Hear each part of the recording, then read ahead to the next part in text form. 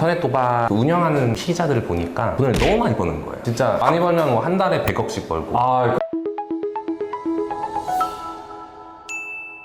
안녕하십니까. 여러분의 인생을 지켜드리는 인생 변호사, 검사 출신 배한진 변호사. 검사 출신 김한솔 변호사입니다. 오늘은 몰수 추징이라는 주제를 가지고 한번 이야기를 풀어보려고 합니다. 최근에 여러분 배우 유아인 씨가 마약 사건으로 구속영장이 청구됐다 기각이 되고 검찰로 사건이 처분이 되고 앞으로 이제 재판이 이어질 거잖아요. 마약 사건으로 재판을 하게 되면 징역형이든 벌금형이든 선고되는 것을 비롯해서 그것만으로 이제 끝나게 되는 걸까요, 변호사님? 아닙니다. 마약 사범들이 많이들 간과하시는 게 있는데 바로 몰수 추징이거든요. 그렇죠. 몰수 추징은 그 마약 사건에만 한정된 것은 아니잖아요, 그렇죠? 몰수 추징이라는 게 기본적으로는 범죄 수익을 환수하기 위한 것들로서 관련된 법률 규정이 한 5개 정도 있고요. 마약도 그 중에 하나이기 때문에 몰수 추징이 이루어지게 됩니다. 제가 알기로는 김한솔 변호사님께서 인천지검에 재직하실 때 몰수 추징으로 우수검사로 선정됐다고 알고 있는데 맞나요? 예, 맞습니다. 야, 그럼 어떤 겁니까, 그거는? 제가 인천에서 근무할 당시에 송치강력부라고 인터넷 도박 사건 수사를 많이 하는 부서에 있었습니다. 그렇죠. 인터넷 도박 운영하는 피의자들을 보니까 돈을 너무 많이 버는 거예요. 진짜 많이 벌면 뭐 한 달에 100억씩 벌고.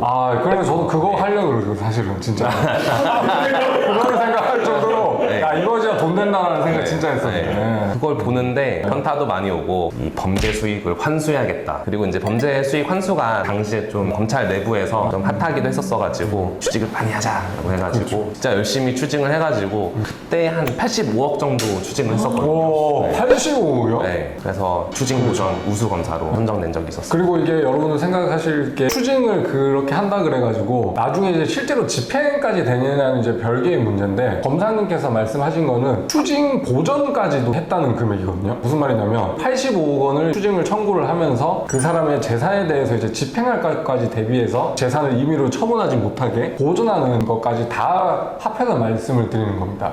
그 최우수 이런 거 말고 인센티브 인센티브. 금전적인 인센티브 없나요? 그러면 여기로 오지 않으셨어요?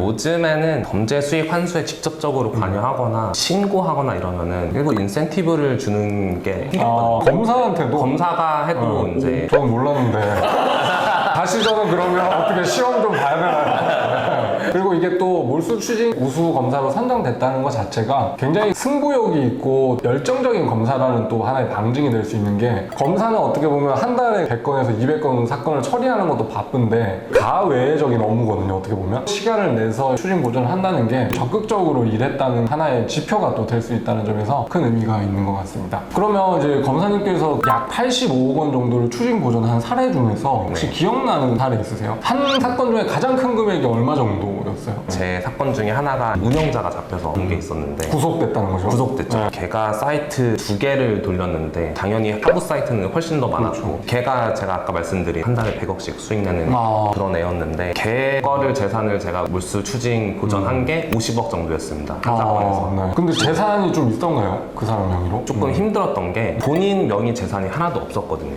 운영자다 보니까 똑똑해서 그런지 다 차명으로 돌려놓고 와이프 명의, 친구 명의. 당시에 근데 걔가 타고 다니던 자동차, 벤틀리, 각종 외제차들, 뭐 슈퍼카들 다 있었는데 그게 다 친구 명의로 되어 있으니까 수사기관 입장에서는 그것이 불법 도박 사이트에서 나온 돈으로 구매한 것이다 라는 거를 추가적으로 입증을 해야지 몰수를 할 수 있으니까 집도 와이프 명의로 있고 집을 산 자금이 불법 도박 사이트 수익금으로 구매를 한 것이다 라는 것도 추가적으로 입증을 해가지고 제가 볼 땐 그 사람이 숨겨놓은 재산이 더 많을 것 같긴 한데 땅에 묻어놨겠죠. 와이프 명의로 집을 샀는데 자금의 출처가 범죄 수익이라는 거를 어떻게 확인하셨던 거예요? 일단 와이프를 불렀죠. 돈 어디서 났냐? 남편이 줬다. 사실대로 얘기를 하더라고요. 돈을 줬다고 해서 그게 다 인터넷 그 불법 도박 사이트에서 나온 건 아니니까 남편 불러가지고 조사하는데 남편은 당연히 뭐 어디서 뭐 빌린 거다 이런 식으로 얘기를 하죠. 근데 주된 수입처 같은 게 없을 것 같아요. 네, 전혀 없었으니까 그런 식으로 진술의 신빙성이 없다 그런 취지로 잘 입증을 해가지고 단일 사건으로 50억 정도의 추징 보전을 할 정도니까 정말로 규모가 큰 사건이었던 것 같습니다. 다시 이제 마약 사건으로 넘어오면 도박 도박이든 마약이든 범죄 수익이 발생하면 검사들은 이제 범죄 수익 은닉에 관한 법률로 인지를 해서 몰수 추징을 보통 하게 되는데, 그럼 마약 사건의 경우에는 어떤 경우에 몰수 추징이 이루어지는 겁니까? 아까 말씀드린 도박 사이트 사건 같은 경우에는 추징이 임의적이거든요. 검사가 추징 구형을 해도 되고 안 해도 되는 건데 마약 사건 같은 경우에는 몰수 추징이 필요적으로 규정되어 있어가지고 네. 무조건 마약류 관리에 관한 법률 67조에 따라서 반드시 몰수 추징을 하게 돼 있고, 거기에는 당연히 마약류도 있지만 마약으로 인한 수익도 추징을 하게 돼 있거든요. 마약을 밀수, 유통, 투약으로 이렇게 구분을 하면, 밀수 같은 경우에는 마약류가 들어오자마자 보통 압수가 되니까 그 압수된 마약이 몰수가 되는 경우가 대부분이고요. 유통 같은 경우에는 판매나 수수가 있을 텐데 주고받은 마약의 시가를 계산해서 몰수 추징을 하게 되고, 투약은 실제로 투약한 양에 따라서 몰수 추징이 이루어지게 됩니다. 그러면 이런 시가 산정 같은 경우는 어떤 식으로 이루어집니까? 시가 산정은 대검찰청에서 매월 발간하는 마약류 월간 동향이라는 것이 있습니다. 내려다 보면은 시세표가 있습니다. 한 알에 얼마, 1g에 얼마, 1회 투약분 얼마 이런 식으로 다 특정이 돼 있기 때문에 그걸 보고 시가를 특정을 하게 됩니다. 그러면 그렇게 대검찰청에서 산정한 마약류 암거래 시세표에 따라서 시가를 산정하고 몰수 추징을 하게 되는데, 그럼 궁금한 게 마약류를 구매를 해서 투약을 하게 되면 구매한 것도 추징당하고 투약한 것도 추징당하는 그런 구조인 건가요? 그렇게는 안 하고 보통 이제 구매한 것만큼만 추징을 하게 되겠죠. 그렇죠. 구매한 양이 있고 그 안에서 투약을 했다라면 매매에 대한 시가만 몰수 추징을 당하게 되고 투약은 별도로 몰수 추징을 당하지 않게 되죠. 저는 좀 싸게 20만 원에 샀다 뭐 이런 경우라면 어떻게 기준을 측정을 하나요? 마약을 매수하는 범죄 같은 경우에는 그 사람이 취득한 게 마약이잖아요. 자기가 낸 돈이 아니라 취득한 마약의 가액을 이제 특정하는 절차를 거치게 되는데, 그 가액은 시가로 특정하는 거기 때문에 자기가 싸게 샀다고 해도 추징은 시가대로 추징을 하게 되어 있습니다. 그런 변론은 사실 의미 없는 변론이긴 해요. 피의자 입장에서는. 의미 없는 변론이죠. 네. 실제로 또 마약 검사로서 몰수 추징을 구형을 하게 되면 계산을 해야 되지 않습니까? 피해자들에 대한 마약류 추징에 대해서 수학적인 그런 계산을 하는 경우가 또 있습니다. 투약하고 남은 부분을 제하고 그 나머지에 대해서 압수를 하는데, 투약한 부분은 매매 금액에 또 포함을 시켜야 되니까 따로 또 추징을 하지 않고 하는 과정이 굉장히 복잡하기 때문에 그런 부분에서 실수가 나올 수 있기 때문에 나중에 기록 검토할 때는 정확하게 좀 따져봐야 되는 부분이 있습니다. 그리고 우리가 사실 마약 수사할 때 압수물에 대해서 몰수 추징 구형을 좀 적극적으로 하는 편이지 않습니까? 압수되면 대부분 대부분 몰수를 하죠. 하죠. 마약 사건 같은 경우. 근데 저는 이런 경우 있어요. 마약 유통사범에 대해서 수사를 하다 보면 압수수색을 가면 주거지 다량의 현금이 있는 경우가 있는데,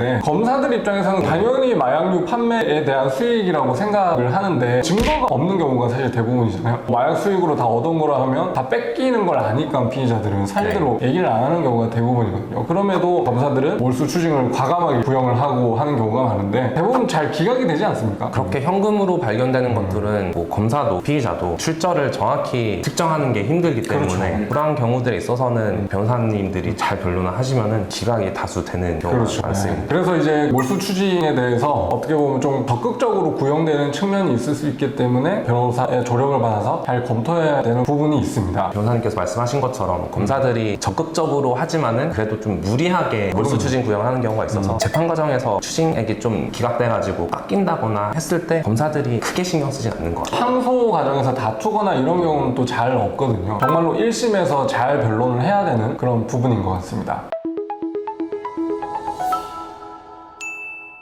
오늘은 마약 사건, 도박 사건, 사실 여러 가지 범죄들이 다 있는데 각종 범죄들의 범죄 수익에 대한 몰수 추징에 대해서 한번 알아보는 시간을 가졌습니다. 오늘 이게 몰수 추징에 대한 영상 많은 도움이 되셨다면 좋아요와 구독, 알림 설정까지 부탁드립니다. 안녕!